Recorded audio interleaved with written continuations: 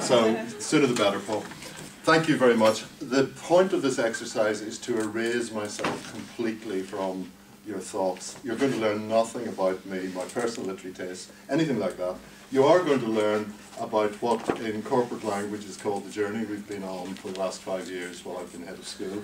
The journey that has a few ruts and potholes, and also little bits of motorway opening up and then very suddenly becoming cul-de-sacs and all sorts of things like that. But effectively it is a journey, and it's a journey that parallels the journey of the Heaney Centre. The Heaney Centre was a year old when I became head of school, and it's now 6 years old, so it's nearly grown up.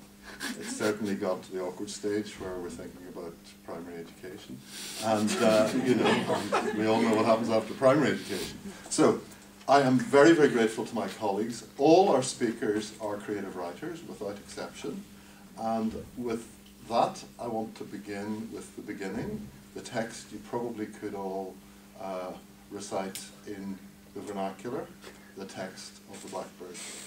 And our director of the Heaney Centre, Professor Kieran Carson, has agreed to do something with blackbirds for me. I'm not quite sure what.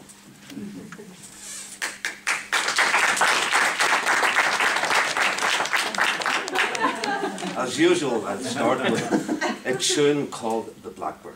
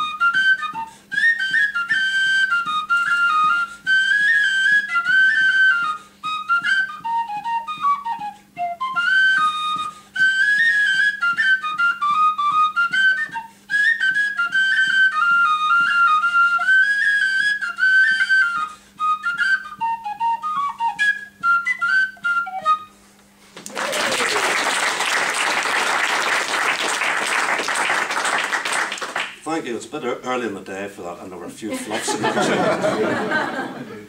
The blackbird was flying on one wing, I think, and that's on my first day as director of the Heaney Centre, I had to report to the head of the School of English, and as I walked up the path to the School of English, I saw scuffing around in the margins a little blackbird, and it sort of was like this, you know. And it occurred to me that the early Irish poem, known as The Blackbird of Belfast Lough, might be some kind of an emblem, in that the poem, I gather, was inscribed in the margins of a text in about the year 800 or so by a monk who, as he was writing down his hard words and his hard Latin, heard a blackbird in the margins of his mind, or perhaps or out there somewhere. And I think that it's an emblem for the Heaney Centre, that albeit it happens in a small back room or in the margins of the School of English, it's effective. And I'll now recite the poem in the early Irish and in English. An tean beg roleg feit the ringwood glan bwyddi Fosheard fweed Osloch league Lund the chrieve Charn widye. The little bird that whistled shrill from the nib of its yellow bill, a note let go o'er Belfast Lough, a blackbird from a yellow whim.